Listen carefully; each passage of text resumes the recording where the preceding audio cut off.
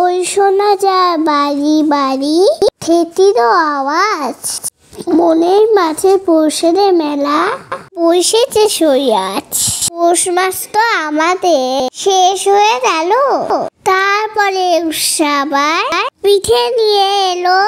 তেল পিঠে বানাবো, তাই চালের ময়দা সুজি নিলাম ধুয়ে। দুধ চালের মধ্যে ভালো করে বুলিয়ে। এই দেখো কি সুন্দর রোদ উঠেছে, তাই তো উৎসব ছাদের মধ্যে বসে পিঠে বানাচ্ছে। এই দেখো কি সুন্দর ব্যাটার তৈরি হলো। গরম গরম তেলে উৎসব পিঠে ছেড়ে দিল। তিজে হলো তিজাটি, পিঠে বেশি ফোলেনি।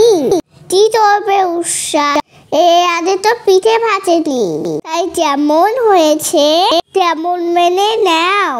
ভালোবেসে একটুখানি তুমি চলে যাও তোমাদের পাশে নিয়ে। একদিন দিয়ে যাবো।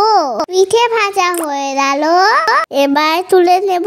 রান্না হলো সারা, সেটা তো ভালোবাসো যারা।